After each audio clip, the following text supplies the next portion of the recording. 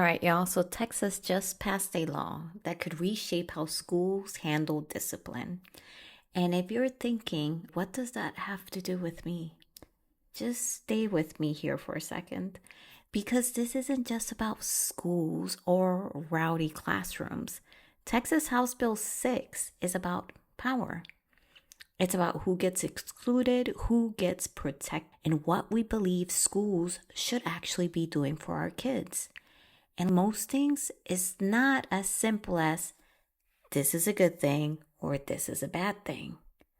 So I want you to stick around. All right, let's start with what is actually in it. So House Bill 6 expands how public schools and charter schools can discipline students. And I mean really expands it. It removes the 3-day cap for ones on in-school suspensions, allowing kids to be isolated from regular classrooms indefinitely, as long as the committee can review it every 10 days. It also makes it easier to suspend and expel younger students, including unhoused students and even kindergartners. Principals can now send students to alternative schools called DAEPs, even for off-campus incidents or virtual school learning incidents. And schools are no longer required to exclude kids from the classroom for a set amount of days. It's up to the school now. In charter schools, well, they now have the right to deny students enrollment if they've been convicted of certain offenses. You may be saying, well, so what? That all sounds good. And yeah, some of it does. Let's be fair. Those people that are supporter of House Bill 6 didn't just wake up one day and say, let's discipline some kids today. There are legit reasons behind some of these changes. Teachers have been saying for years that they need help handling classroom disruptions.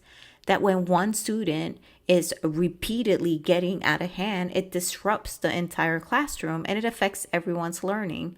And when there's no real way to separate the behavior from the rest of the class, everyone in the class loses. This bill gives schools more tools to respond quickly, which means no more red tape, right? And no more waiting weeks to discipline a student who's constantly threatening others or skipping Zoom calls while their mic is hot.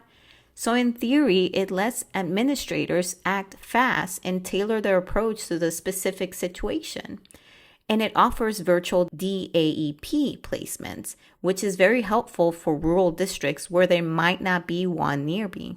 But let's not act like this isn't risky, y'all. Because the last time we brought in school discipline powers, you know what we got?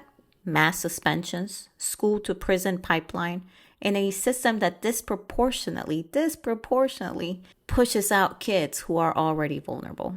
This law now allows suspensions of 5-year-olds, unhoused students, kids with disability, Black and brown boys who get labeled disruptive even when they're just being kids.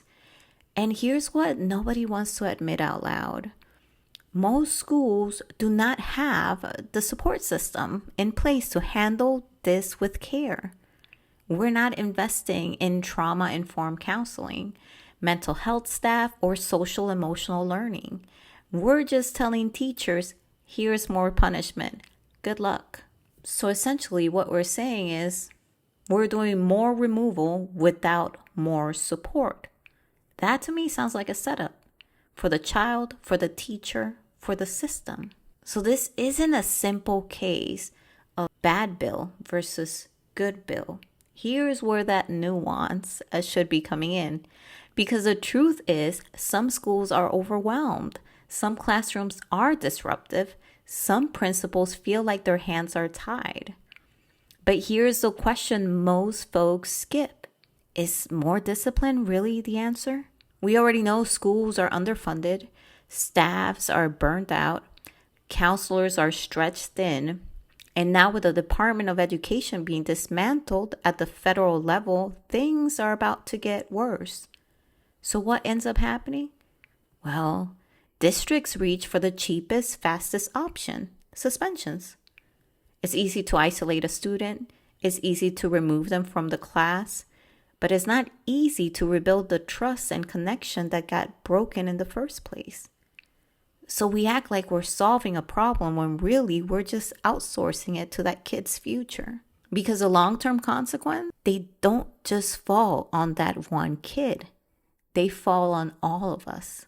A child who's suspended over and over and over again doesn't just miss class. They learn something. They learn, I'm a problem.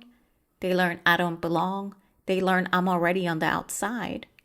And from there, well, it's just a short walk to criminalization, to dropouts, to a society that shrinks instead of expands. We should be building humans, whole, emotionally well, critically thinking humans that lifts all of us up.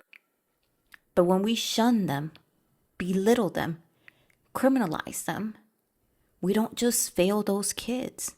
We weaken our society's foundation as a whole. So what do we do with all of this? Well, if you're in Texas, ask your school district how they plan to implement House Bill 6. Will they cap suspensions? Will they track racial disparities? Will they offer academic support during ISS or DAEP? If you're not in Texas, well, pay attention still, because other states are watching. This isn't an isolated bill. It's part of a national trend of clamping down on dissent, both in schools and outside of it. Talk to your school board. Ask about how they handle behavior.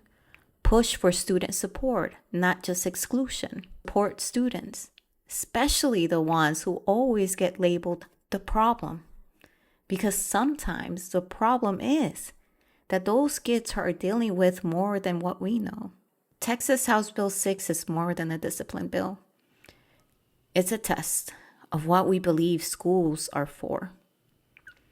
Are they places of punishment or preparation? Are they where we write kids off or where we fight for them to be seen? Let me know what your school is doing and what you wish for it to do. And if this hits something real in you, share it. This is how we shift culture. One conversation, one policy, one story at a time.